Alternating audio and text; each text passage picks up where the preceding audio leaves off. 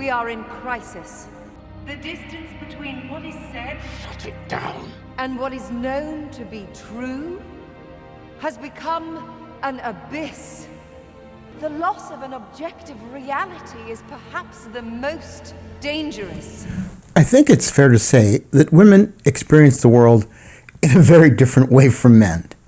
And as such, they have experiences that men rarely ever have, much less understand. That being said, Hollywood has tried for the last decade to write women in a way that, in my opinion, belittles the female experience. They write women that are not realistic. They write women who are only surface level. And if you dig a little, you find they're pretty much just men in disguise. The women of Andor are real and powerful.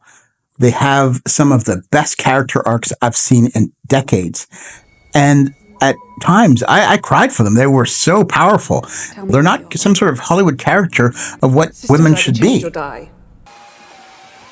And not only that, is that these characters have so many experiences, they're pretty much exclusive to women. As long as everyone thinks I'm an irritation, there's a good chance they'll miss what I'm really doing. I show you the stone in my hand, you miss the knife at your throat. And I think this is important because there have been a large number of movies that have come out over the last decade where women are shown in some pretty unrealistic situations. Situations where they're fighting men. And not to say that a woman can't fight a man, but it's very hard to believe a 120-pound woman fighting a 250-pound man and throwing him around. You can see examples of that in things like Rings of Power, where it's fairly common. I think that the Charlie's Angels movies from the last couple of years is also another good example. There are many, many great female action-led movies. And Charlize Theron is actually a really great example of someone who can do it properly because she's big and tall. And even then, the fight scenes that she's in are mainly with weapons, right? That's why weapons exist. They're the great equalizer between men and women.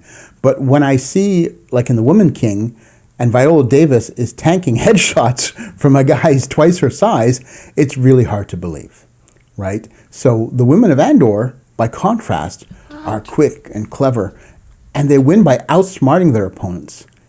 And that's what most women do in real life. They use their wits to win.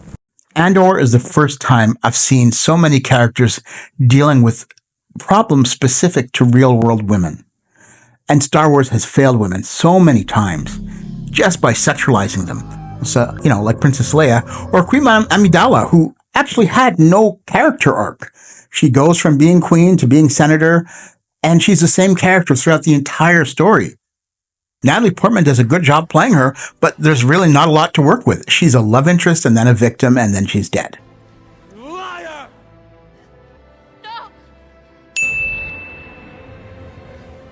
Mon Mothma probably has the best character development in the show, and she has the arc that Padme deserved. She has all the wealth and privilege, but pretty much lives in a cage. She's trapped in her role in society, something that women the world over have experienced for centuries. She's married to a man she didn't love at the age of 15. Fuck me. She clearly was in love with Tay Kamala. And for the series, she had to sacrifice not only her relationship with him, but his life. But the worst part of her arc, and the one I find the most painful, is that she is the one perpetuating the cycle. I have a 14-year-old son. Two young people, attractive and privileged Chandrillan citizens. What makes you think I approve of that tradition? Our position sometimes makes decisions for us. Condemning her daughter to a loveless marriage for the sake of the rebellion.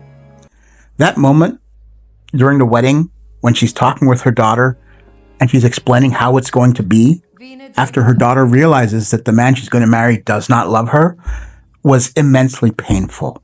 But she gives up her daughter for the sake of the rebellion. Then, yeah, of course, from the outside, it looks like she gets drunk and has a great time at the wedding, dancing and having a great time. But we all know, as the audience, that dance is her soul dying. She's lost everything that she loves. She's lost the man that she loves. She's lost her daughter. she ends up with nothing. And that gives her a sense of character greater than almost any other character I've ever seen in Star Wars. She doesn't need a lightsaber or a blaster. She's not some smart talking smuggler. She's a mother, a politician, and she is one of the strongest characters I've ever seen in Star Wars. And Genevieve O'Keeffe, who plays her, does it brilliantly because you can see that pain etched in her face so often. And I know my mother, I've known many women, my wife, who have that pain etched on their face, and they do it, they bear it and grin because they're women and they know that they're doing it for the good of all of us. And Mon Mothma did this for the good of the Republic. Fuck. Look, she makes one of the most noble and heroic sacrifices. And that's the tragedy of her story, is that no one will know about it. Everyone remembers Luke and Leia, but no one will remember her daughter or the man she loved. Bix also goes through a really painful arc.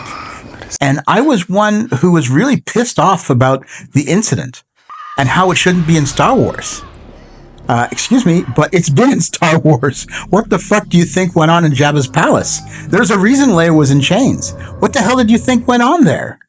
I understand it's fucked up to see it live and in person, but this happens all the time in war. They shoot the men and they grape the women. Bix dealing with this type of scumbag shows how heinous and evil the Empire truly was. This wasn't some high-level officer or a rare instance. No, this was a grunt doing a shitty job on a backwater planet. They are addressing a very real thing that happens under fascism, that happens to so many women.